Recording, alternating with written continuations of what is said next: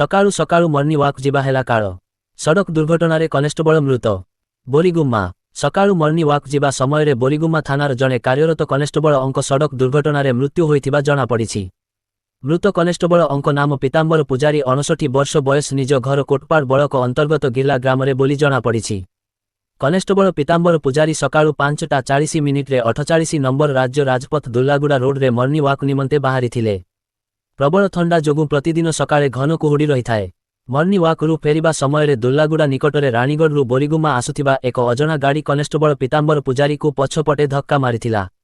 ଅଜଣା ଗାଡ଼ିଟି କନେଷ୍ଟବଳ ଅଙ୍କୁ ଜୋରରେ ଧକ୍କା ଦେଇ ଅତି କ୍ଷିପ୍ର ଗତିରେ ବୋରିଗୁମ୍ମା ଆସି ସେଠାରୁ କୋଟପାଡ଼ରେ ରାସ୍ତାରେ ଗଲା ବୋଲି କିଛି ପ୍ରତ୍ୟକ୍ଷଦର୍ଶୀ କହିଛନ୍ତି। ପରେ ପୀତାମ୍ବର ପୂଜାରୀର ସହଯୋଗୀ ତୁରନ୍ତ ଥାନାକୁ ଫୋନ୍ କରିଥିଲେ।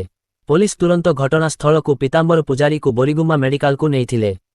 କିନ୍ତୁ ମେଡିକାଲ ଯିବା ପୂର୍ବରୁ ହିଁ ପୀତାମ୍ବର ଅଙ୍କ ପ୍ରାଣବାୟୁ ଚାଲିଯାଇଥିଲା। ପୋଲିସ ମୃତ ପୀତାମ୍ବର ପରିବାର ଲୋକଙ୍କୁ ଖବର ଦେଇଥିଲେ।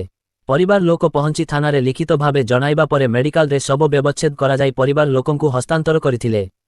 ମୃତ ପୀତାମ୍ବର ପୂଜାରୀ ଅଙ୍କ ଶବ ବ୍ୟବଚ୍ଛେଦ ପରେ ଥାନା ପରିସରକୁ ଅଣାଯାଇଥିଲା। ଏସଡିପିଓ ତପସ୍ୱିନୀ କହନର, ଏସଆଇ ରଚିତା ମାଡକାମୀ, ମାନସ ହେମ୍ବ୍ରମ, ମେଘରାଜ ସୋରନ, ଦ୍ରୋଣାଚାର୍ଯ୍ୟ ବାଘ, ଏସଆଇ ସସ୍ମିତା ନାୟକ, ଗୋପାଳ ହରିଜନ, ବସନ୍ତ କୁମାର ନାଗ, ଚନ୍ଦନ ପ୍ରସାଦ ମାଝୀ ଓ ଅନ୍ୟ ପୋଲିସ କର୍ମଚାରୀମାନେ ଗଭୀର ଶ୍ରଦ୍ଧାଞ୍ଜଳି ଜଣାଇଥିଲେ।